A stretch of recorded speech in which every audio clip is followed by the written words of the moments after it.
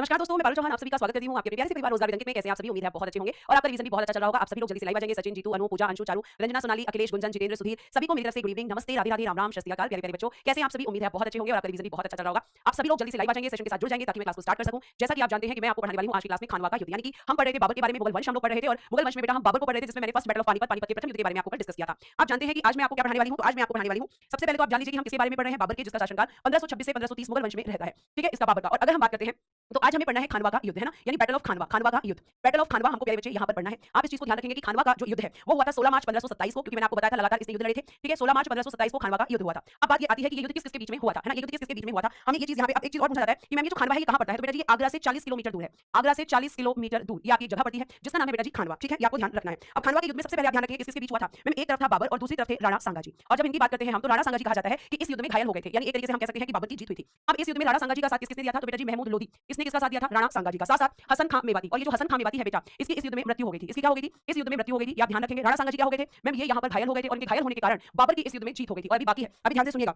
और कौन था यहाँ पे मैम, आलम खां। और कौन था इनके साथ में, आलम खां, ये भी इन्हीं के साथ में था। और बेटा जी मेदिनी राय, जिसके साथ में चंदेरी का युद्ध होगा, वो भी इस युद्ध में किसके साथ था, राणा सांगाजी के साथ। तो ये सब राणा सांगाजी के साथ थे, लेकिन फिर भी बाबर की इस युद्ध में जीत हुई थी। ठीक है, अब आपको मैं बता दूं कि इस युद्ध में बाबर ने क्या किया था बेटा। इस युद्ध में बाबर ने अपने सैनिकों का मनोबल बढ़ाने के लिए, अपने सैनिकों का मनोबल बढ़ाने के लिए जिहाद का नारा दिया था। मनोबल बढ़ाने के लिए जिहाद का नारा दिया था, बढ़ाने के लिए जिहाद का नारा दिया था। ये क्वेश्चन पूछा जाता है कि भाई किस युद्ध में बाबर ने जिहाद का नारा दिया था, तो आप कहेंगे बैटल ऑफ खानवा। क्या कहेंगे, खानवा के युद्ध में जिहाद का नारा। नारा होता है बेटा जी स्लोगन। ठीक है, जिहाद का नारा दिया था किस युद्ध में, खानवा के युद्ध में। और इस युद्ध में जीत के बाद, इस युद्ध में जीत के बाद गाजी की उपाधि धारण की थी। इस युद्ध में जीत के बाद गाजी की उपाधि धारण की थी इसने, गाजी की उपाधि धारण की। तो ये चीजें आप ध्यान रखेंगे। ठीक है, ज्यादातर आपको यहाँ पे क्या पढ़ने मिलता है कि इस युद्ध में बाबर और राणा सांगाजी थे, लेकिन राणा सांगाजी का साथ इन सब लोगों ने भी बेटा दिया था। तो आप इस चीज को याद रखेंगे। तो ठीक है, ठीक है, इतनी बात आपको समझ में आ रही है? क्या आपको इतनी बात समझ में आ रही है कि भाई बाबर और आपके राणा सांगाजी के बीच में कौन सा युद्ध हुआ था? जल्दी से यहाँ तक नोट करें।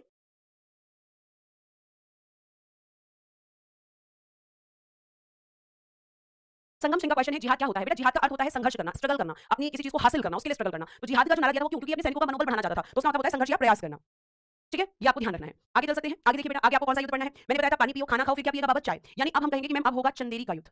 अब यहाँ पर कौन सा युद्ध होने वाला है, चंदेरी का युद्ध। तो भाई 1526 हो गया, 1527 हो गया, यानी चंदेरी का युद्ध कब हुआ होगा, 1528 में हुआ होगा मैम। तो 1528 में हुआ था, लिखेगा 29 जनवरी 1528। कौन सा युद्ध हुआ था मैम, चंदेरी का युद्ध हुआ था। इस युद्ध की जब हम बात करते हैं तो इसमें एक तरफ था बाबर और बाबर का इसमें साथ दिया था शेर शाह ने। इसने साथ दिया था शेर शाह सूरी ने। और दूसरी तरफ इसमें कौन था, दूसरी तरफ था मैम इसमें मेदिनी राय। और इस युद्ध में क्या हुआ था, मेदिनी राय की हार हुई थी और बाबर की जीत हुई थी। तो सारे युद्ध कौन जीत रहा है, बाबर ही जीत रहा है। ठीक है, ये आपको ध्यान रखना है। तनिष्क त्यागी बेटा, आप जो अर्थ बता रहे हो वो अर्थ बता रहे हो बेटा आप एक धर्म के आधार पे, लेकिन मैंने आपको जो अर्थ बताया है वो बताया उसका सही अर्थ, आखिर जिहाद का यूज क्यों किया गया था, है ना। आप जो बता रहे हो वो बिल्कुल आप धर्म को आधार बनाकर बता रहे हो और मैं वो चीजें क्लास में नहीं बोल सकती बेटा। जिहाद एक सिंपल सा आप डालो कि जिहाद का अर्थ क्या होता है, तो संघर्ष या प्रयास करना किसी भी चीज के लिए, वही जिहाद होता है। ठीक है, उसके बाद में ये आपका चंदेरी का युद्ध था जिसमें बाबर ने किसको हराया था, मेदिनी राय को हराया था। अब प्यारे बच्चे आपका बाबर का एक युद्ध और आपको पढ़ना है और वो युद्ध कौन सा है मैम, घाघरा का युद्ध है। घाघरा का युद्ध। और ये कब होगा, कौन से ईयर में होगा, 1529 में, क्योंकि 1530 में बाबर की मृत्यु हो जाएगी। तो लिखिएगा 6 मई 1529, 6 मई 1529। अब इसमें जो मेन आपके कैरेक्टर्स हैं उनकी अगर हम बात करते हैं तो देखो यहाँ पे एक तरफ है बेटा जी बाबर, ठीक है, और दूसरी तरफ है यहाँ पर अफगान। अफगान और अफगानों की तरफ से यहाँ पे नेतृत्व किसने किया है, तो वो करने वाला था महमूद लोधी। महमूद लोधी ये अफगानों की तरफ से इसमें शामिल हुआ था, महमूद लोधी। और इसमें कौन था इसके साथ, अब इस युद्ध में शेरशाह ने किसका साथ दिया, बाबर का। इस युद्ध में साथ देगा ये शेरशाह महमूद लोधी का, शेरशाह सूरी। ये इस युद्ध में किसके साथ आ गया मैम, ये इस युद्ध में आ गया था महमूद लोधी के साथ में। और बेटा जी आपको ध्यान रखना है अफगानों के साथ में ये हुआ था। और इसमें और एक व्यक्ति था नुसरत शाह, उसका भी नाम लिख लेना, नुसरत शाह। और फिर भी इस युद्ध में जीत किसकी होगी, बाबर की। ध्यान रखिएगा इस युद्ध में खास बात थी कि ये जो युद्ध था यह जल और थल दोनों पर लड़ा गया था। यह जल एवं थल दोनों पर लड़ा गया। जल मतलब कैसे, घाघरा नदी के किनारे हुआ था ना, दोनों पर लड़ा गया। ये क्वेश्चन पूछा जाता है कि कौन सा युद्ध जल और थल दोनों पर लड़ा गया था, तो बेटा जी घाघरा का युद्ध। ठीक है, घाघरा का युद्ध। ठीक है, ये युद्ध पड़े। अब आपको पता है 1529 आ चुका है। अब क्या होगा, अब होगा मैम बाबर की मृत्यु। अब होगी बाबर की मृत्यु। नुसरत शाह कौन था मैम, बंगाल का शासक। बंगाल का शासक था बेटा, ये रूलर ऑफ बंगाल।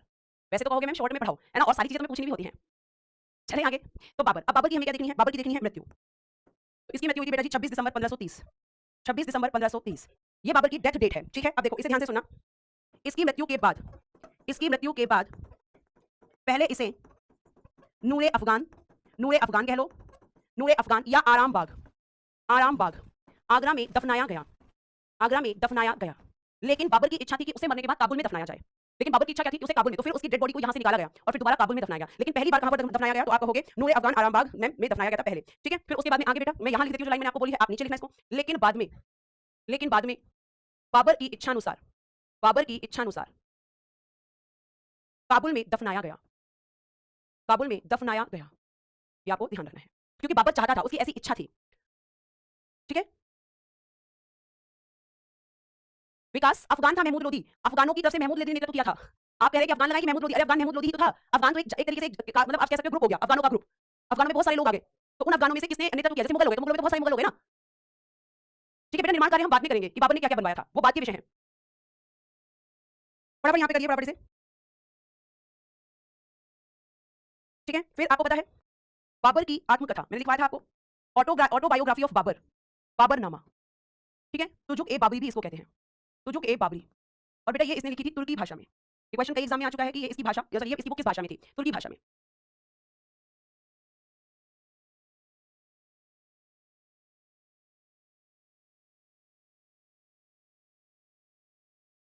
ठीक है, इतना ही इंपॉर्टेंट था, बहुत ज्यादा हमें डिटेल में नहीं जाना है। आगे आइए, आगे अब हम क्या पढ़ेंगे? अगला रूलर है मैम हुमायूं। हुमायूं पहले ये रहेगा 1530 से 1540, फिर रहेगा बेटा जी 1555 से 1556, क्योंकि 15 वर्षों के लिए आ जाएगा सूर्यवंश, तो सूर्यवंश भी हम पढ़ेंगे लेकिन हुमायूं को खत्म करने के बाद। ठीक है, तो 1530 से 1540, 1555 से 1556। अब देखो यहाँ पे ध्यान से सुनना, हुमायूं कौन था? तो बेटा जी ये बाबर का सबसे बड़ा पुत्र था, बाबर का सबसे बड़ा पुत्र। ठीक है, यही था। और बाबर, ये कहा जाता है कि बाबर ने अपना उत्तराधिकारी भले ही इसको बनाया, लेकिन इसको ये भी कहा कि तुम कभी भी अपने भाइयों के साथ भी गलत मत करना। तो बाबर ने अपने भाइयों को, सॉरी हुमायूं ने अपने पिता बाबर के हिसाब से अपने भाइयों को अलग अलग जगह की जिम्मेदारी दी, क्योंकि उसके पिता की यही इच्छा थी। और बाबर ने हुमायूं को, एक व्यक्ति जिसका नाम शेरशाह सूरी है, जो बाबर के समय से उसकी सेना में शामिल था, तो उसको चिताया था हुमायूं को कि इस व्यक्ति से तुम बचकर रहना, क्योंकि हुमायूं उस व्यक्ति के व्यक्तित्व को बहुत अच्छे से समझ चुका था। शेरशाह की जो उसकी चीजें थी उनको वो देख चुका था। कहा जाता है कि एक बार जब बाबर गुजर रहा था तो शेरशाह सूरी तलवार से काटकर से खा रहा था, कुछ सोचा था। तो बाबर ने उसी समय उसके व्यक्तित्व को भांप लिया था, उसने हमेशा अपने बेटे को कहा कि तुम इस व्यक्ति से बच के रहना, लेकिन हुमायूं ने उस नसीहत को सीरियसली नहीं लिया। ठीक है, तो आप यहाँ पे ये ध्यान रखेंगे कि बाबर का सबसे बड़ा पुत्र कौन है? हुमायूं है। ठीक है, इसके बचपन का नाम लिखना, हुमायूं के बचपन का नाम लिखिएगा नसीरुद्दीन महमूद खोदमीर, नसीरुद्दीन महमूद खोदमीर, ये हुमायूं का वास्तविक बचपन का नाम है। ठीक है, इसे आप ध्यान रखेंगे। उसके बाद में इसका जन्म कहां पर हुआ था? जन्म हुआ था बेटा जी 1508, और जन्म स्थान था Kabul, place of birth is Kabul. ठीक है, अब देखो गद्दी पर कब बैठा? तो गद्दी पर बैठा बेटा जी ये 1530 में। ठीक है, आगरा में, आगरा में ये गद्दी पर बैठा।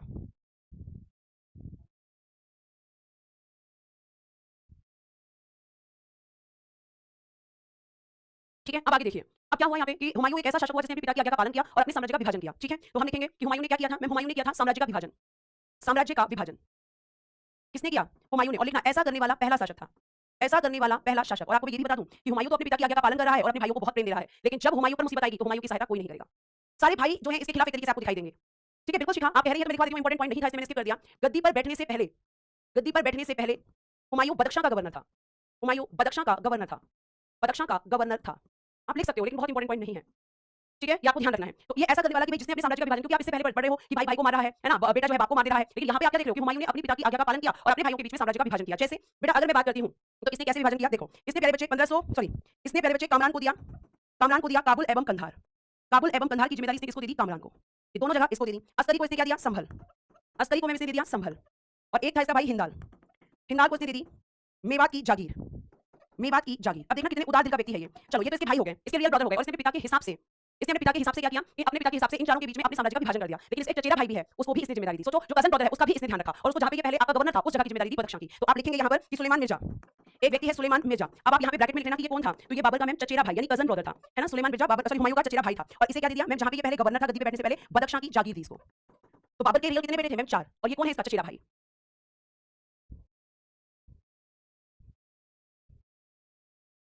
ठीक है बेटा, अब आगे देखो, अब बाबर क्या करेगा? भाई कोई भी राजा क्या करता है भाई? अपने साम्राज्य को विस्तार करने के लिए चलता है, और आज ये भी अपने साम्राज्य का विस्तार करेगा। तो सबसे पहले ये कालिंजर अभियान करेगा, और जब ये कालिंजर अभियान करेगा तो वहां के शासक है प्रताप रुद्रदेव जी। ठीक है, अब ये उस किले को घेर लेगा जाकर, और कहा जाएगा कि घेर लेगा तो क्या हो गया मैम? किले को नुकसान तो नहीं पहुंचाया। बेटा जब किसी भी किले को घेर लिया जाता था तो उस किले के अंदर कोई भी चीज ना तो अंदर से बाहर आ सकती है ना बाहर से अंदर जा सकती है। तो अगर किसी राजा के पास अंदर राशन होगा तो कितने दिनों का होगा?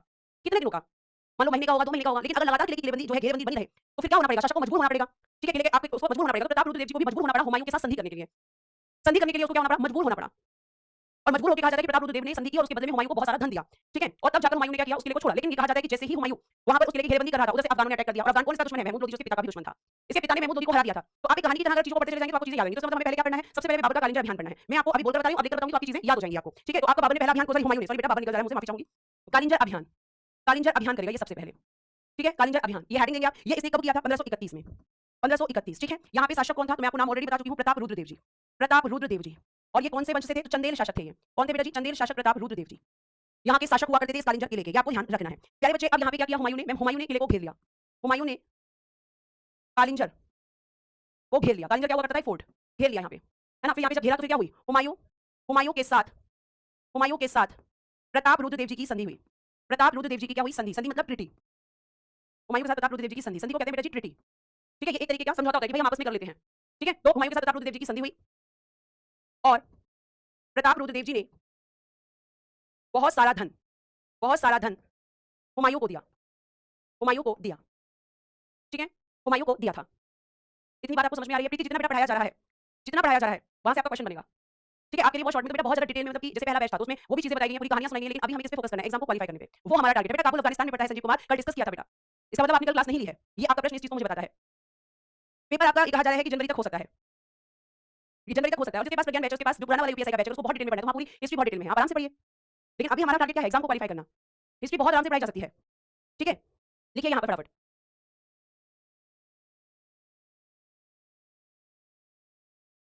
एक बच्चे ने मुझसे प्रश्न किया है कि कालिंजर का किला कहाँ पर है, तो बेटा जी कालिंजर जो पड़ता है ये आपका पड़ता है बांदा यूपी में, बांदा यूपी, लिख लीजिए, लिख लीजिए फटाफट, ठीक है, ये आपको ध्यान रखना है।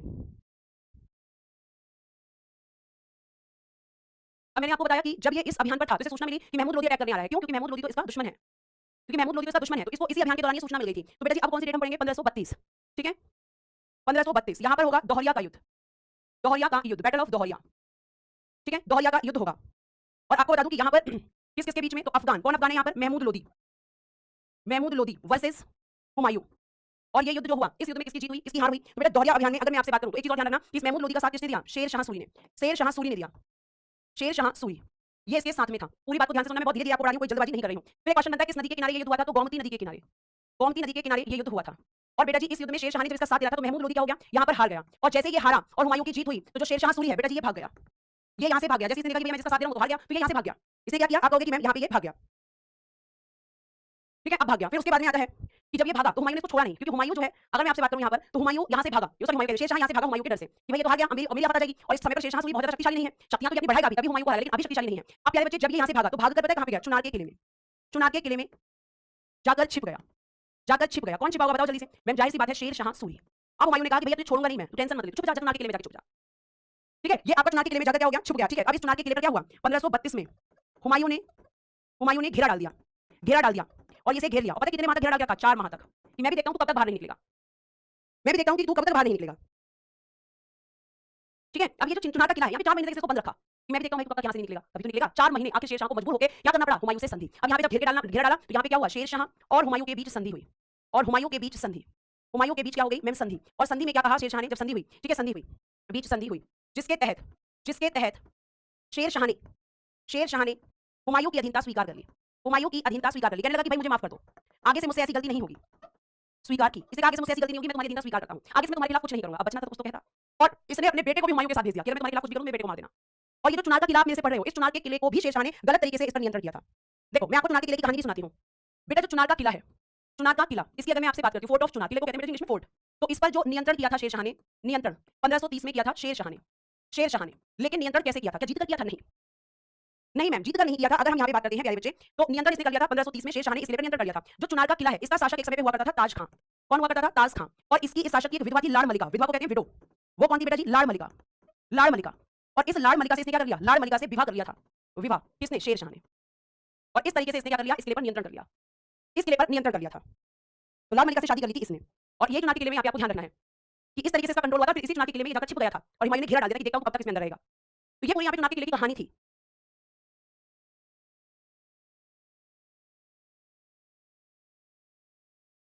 यहाँ तक बात समझ में आई? यहाँ तक समझ में आई बेटा बात? अखिलेश इनकी कैपिटल इस समय आगरा में, सेंटर आगरा बन चुका है। अब यहाँ पे कुछ बच्चे कह रहे हैं चुनार का किला कहाँ पर पड़ता है? मिर्जापुर यूपी में, मिर्जापुर यूपी बेटा लोकेशन है। अब ये सारी चीजें हो गई शेर खां से, इसे हुमायूं बोला कि शेर शाह कुछ नहीं करेगा, ठीक है। लेकिन आपको फिर उसके बाद ध्यान रखना है 1533 हुमायूं ने दीन पनाह पुस्तकालय की स्थापना की, दीन पनाह पुस्तकालय की स्थापना। और ये कहाँ बनाया था दीन पनाह पुस्तकालय? जल्दी से कमेंट बॉक्स में आओ।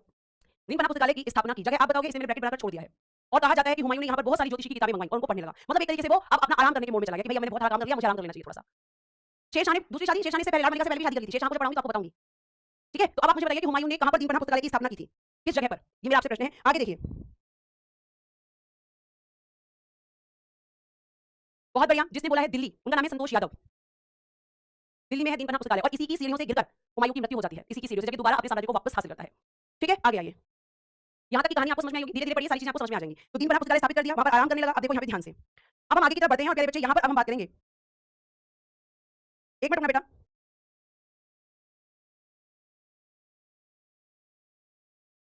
अब देखिए यहाँ पे एक चीज देखिएगा, गुजरात का शासक। अब ये कहां से आ गया बीच में? तो बेटा जी गुजरात का शासक है जिस समय हुमायूं का शासनकाल है, बहादुर शाह। और इस बहादुर शाह का एक यहाँ पर तोपची है। तोपची कौन होता है? मैम जो तोप का संचालन देखा उसका नाम है रूमी खां। और ये जो गुजरात का शासक है प्यारे बच्चे बहादुर शाह, इसने क्या किया? इसने किया था चित्तौड़ अभियान। और ये कब किया था? 1534-35 में। ये इंपॉर्टेंट है इसलिए मैं आपको बता रही हूँ। इसने किया था मैम चित्तौड़ अभियान। गुजरात का शासक था बहादुर शाह, तोपची था रूमी खां, इसने किया चित्तौड़ अभियान। यहाँ पे राजा थे बेटा जी विक्रमजीत और इनकी वाइफ यानी रानी थी इस समय पर इनकी रानी कर्णवती ये इनकी वाइफ थी। ठीक है, अब जब यहाँ पे बहादुर शाह ने अटैक किया तो ध्यान से सुनना कि जब यहाँ पे ये अटैक कर रहा है बहादुर शाह। अच्छा पुस्तकालय ये लीजिए बेटा, यहाँ भी बना देती हूँ पुस्तकालय। तो रानी कर्णवती ने कहा जाता है कि बहादुर शाह के खिलाफ हुमायूं से मदद मांगी थी राखी भेजकर, लेकिन हुमायूं ने मदद नहीं की थी। वो भी बहादुर शाह पे अटैक करने आ रहा था लेकिन हुमायूं रास्ते में ही रुक गया। हुमायूं ने मदद नहीं की थी, रानी कर्णवती ने हुमायूं से मदद मांगी थी, राखी भेजी थी कि भाई हमारी मदद करो, मैं बहन के नाते तुमसे मदद मांग रही हूँ। हुमायूं ने मदद नहीं की थी क्योंकि जो बहादुर शाह है या हुमायूं है, दोनों का धर्म क्या है? एक है। और यहाँ बहादुर शाह ने कहा कि अभी तुम मत आओ क्योंकि अभी मैं काफिरों का अंत कर रहा हूँ। तो कहा जाता है हुमायूं आगे बढ़ा ही नहीं और वहीं रुक गया। और जब इसने यहाँ पर गुजरात में लूटपाट की उसके बाद में फिर आकर हुमायूं ने इसको घेरा और इसका जो तोपची है ये जाकर हुमायूं के साथ मिल गया और इस तरीके से बहादुर शाह को हराया हुमायूं ने, लेकिन रानी कर्णवती को मदद नहीं की थी। ठीक है, आगे देखिए प्यारे बच्चे, अगर मैं बात करती हूँ तो आप लिख सकते हैं, कहानी मैंने आपको सुना दी। रानी कर्णवती ने हुमायूं को राखी भेजकर मदद मांगी, लेकिन हुमायूं सारंगपुर आकर रुक गया। आगे नहीं बढ़ा वो, उसने मदद नहीं की। सारंगपुर एक जगह पड़ती है वहां पर। ठीक है, तो आप कहोगे कि सारंगपुर में आकर वो रुक गया। ठीक है, और क्यों रुक गया मैम? तो मैंने आपको भी कारण बताया था रुकने का। क्योंकि बहादुर शाह ने हुमायूं से कहा, इसने भी पत्र लिखा था, हुमायूं से कहा कि मैं काफिरों का अंत कर रहा हूं। और इसकी इस स्टेटमेंट की वजह से हुमायूं आगे नहीं बढ़ा। ठीक है, क्योंकि मैं काफिरों का वध कर रहा हूं और कहा कि भाई क्योंकि मैं ऐसा कर रहा हूं तो तुम मेरे रास्ते में मत आओ। और हुमायूं ने इसी स्टेटमेंट को पढ़कर साथ नहीं दिया था। कर्णवती कौन थी? विक्रमजीत की वाइफ थी। जो विक्रमजीत है वो कौन है बेटा जी? चित्तौड़ के शासक है। चित्तौड़ अभियान किसने किया? गुजरात के शासक बहादुर शाह ने। और यहाँ पे क्यों किया है? लूटपाट के उद्देश्य से किया है। सचिन कुमार जी विक्रमजीत की वाइफ है रानी कर्णवती, अभी तो बेटा मैंने बताया। ठीक है, अब इसके बाद यहाँ पे क्या हुआ? हुमायूं तो रुक गया और जो बहादुर शाह ने क्या किया? बहादुर शाह ने चित्तौड़ में लूट की। मतलब इसका जो उद्देश्य था वो इसने पूरा कर लिया। ठीक है, ये काफिर किसको कहते थे बेटा? हिंदुओं को। शुभमपाल। ठीक है, तो बहादुर शाह ने क्या किया? चित्तौड़ में लूट की। अब इसके बाद क्या हुआ कि जो रूमी खां था वो कौन था? बहादुर शाह का तोपची, हुमायूं की सेवा में चला गया। और कहा जाता है कि इसी की वजह से बहादुर शाह जी ने चित्तौड़ अभियान को सफल बनाया था। लेकिन अभी किसके पास चला गया? मैं अब ये चला गया आपका हुमायूं की सेवा में। और अब हुमायूं अब तो बढ़ सकता है ना, क्योंकि जो उसका उद्देश्य था बहादुर शाह का वो उसने पूरा कर लिया। अब हुमायूं का लक्ष्य किसको हराना है? बहादुर शाह को हराना है। तो आपको ध्यान रखना है प्यारे बच्चे, अगर मैं यहाँ पे बात करती हूँ तो हुमायूं की सेवा में चला गया। और जब ये हुमायूं की सेवा में चला गया तो 1535, डेट क्या है? 1535 में बेटा जी हुआ था मंदसौर का युद्ध। हुआ। अब बताओ किस किसके बीच हुआ होगा? मंदसौर का युद्ध हुआ। किस किसके बीच? एक तरफ था मैं हुमायूं और दूसरी तरफ कौन था? बहादुर शाह। क्योंकि हुमायूं का उद्देश्य था बहादुर शाह को हराना, लेकिन उस समय हुमायूं ने साथ नहीं दिया। ठीक है, तो आप कहोगे ये आपको ध्यान रखना है। आप किसकी जीत हुई होगी? हुमायूं की जीत हुई और बहादुर शाह की मैम हार हुई। हुमायूं की जीत हुई और हम कहेंगे कि बहादुर शाह की हार हुई। तो अब मुझे आपसे प्रश्न है मेरा, अब मुझे ये बताओ कि गुजरात पर किसका अधिकार हो गया मंदसौर के युद्ध के बाद? क्योंकि ये कहां का शासक है? बहादुर शाह। तो आप कहोगे बहादुर शाह गुजरात का शासक था और इसने हुमायूं ने इसको हरा दिया। तो जब ये हार गया तो हम लिख सकते हैं कि गुजरात पर किसका अधिकार हो गया? गुजरात पर अधिकार हो गया मैम हुमायूं का। अधिकार हो गया किसका? हुमायूं का। और हुमायूं ने इसकी जिम्मेदारी किसको दे दी? अपने भाई अस्करी को दे दी। लेकिन उस समय बाद ही अस्करी को हराकर बहादुर शाह ने दोबारा से गुजरात पर अधिकार कर लिया, क्योंकि अस्करी कमजोर व्यक्ति था और गुजरात की जनता ने बहादुर शाह का साथ दिया था। आपको मैं पहले कहानी सुना रही हूं, फिर मैं लिखवा रही हूं। तो आपका हुमायूं का अधिकार हो गया, गुजरात पर अधिकार किसका हो गया? तो आप कहोगे कि मैम क्या? हुमायूं का। और यहाँ की जो आपको इसने क्या किया? यहाँ की जिम्मेदारी किसको दे दी? यहाँ की जिम्मेदारी मैम उसने दे दी अस्करी को।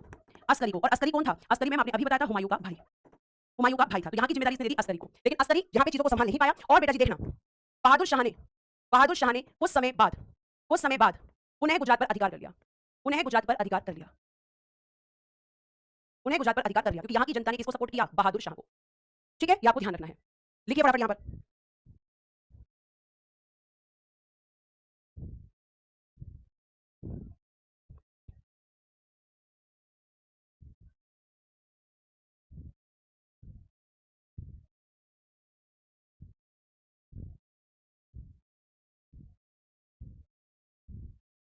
समझ आया यहाँ पे? हो गई बात चीजें। अब यहाँ पे ये हुआ। अब देखो बेटा आगे क्या हुआ। अब आगे क्या क्या किया यहाँ पे हुमायूं ने और क्या क्या जीता? तो देखो अब उसके बाद में शेर खां की बात करते हैं, क्योंकि आपको अगर शेर खां कौन है? तो शेर खां ही बेटा शेर शाह सूरी है। शेर खां यानी शेर शाह सूरी। इसने क्या किया? देखो 1536-37 बंगाल पर आक्रमण कर उसे जीता। क्यों कराई ऐसा? क्योंकि इसे अपनी शक्तियां बढ़ानी है। बंगाल पर आक्रमण कर उसे जीता। बंगाल का शासक कौन था? गयासुद्दीन महमूद शाह। इसने हुमायूं से मदद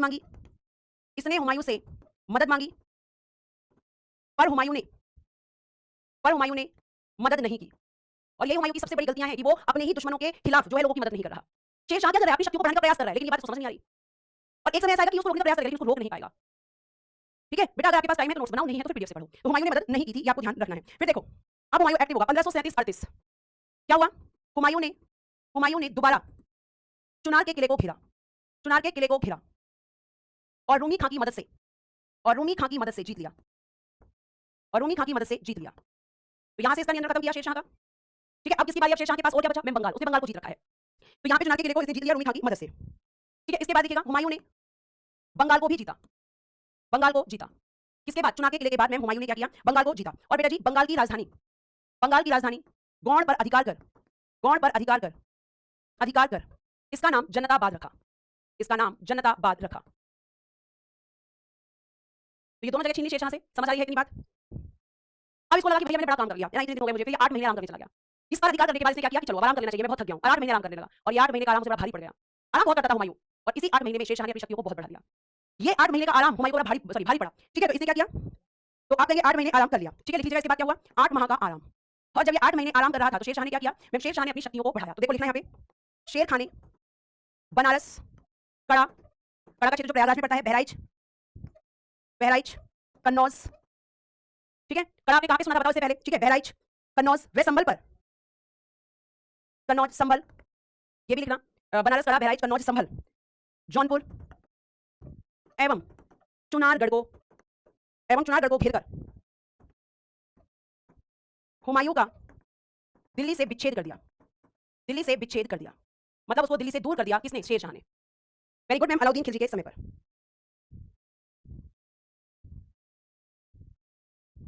ठीक है, क्योंकि अब वो जब ये सब चीजें जीत रहा है तो किसके दिमाग में खटक होगी? हुमायूं के। और जब हुमायूं के दिमाग में खटक होगी तो क्या करेगा? शेरशाह को हराने के लिए जाएगा, और शेरशाह पहुंच गया रोहतासगढ़, और ये वही उसी क्षेत्र में, मतलब बिहार वाले क्षेत्र में एक समय में पहुंच जाएगा। और वहां की पूरी जो चीजें हैं वो किसको पता है? शेरशाह को। इसको नहीं पता, और वहीं फिर शेरशाह इसको हराएगा। तो आज हम यही तक करते हैं, कल की क्लास में आगे की तरफ बढ़ेंगे। ठीक है, अगर समझ आया तो एक बार थम्स अप कर दो फटाफट। समझ आया तो एक बार थम्स अप कर दो फटाफट।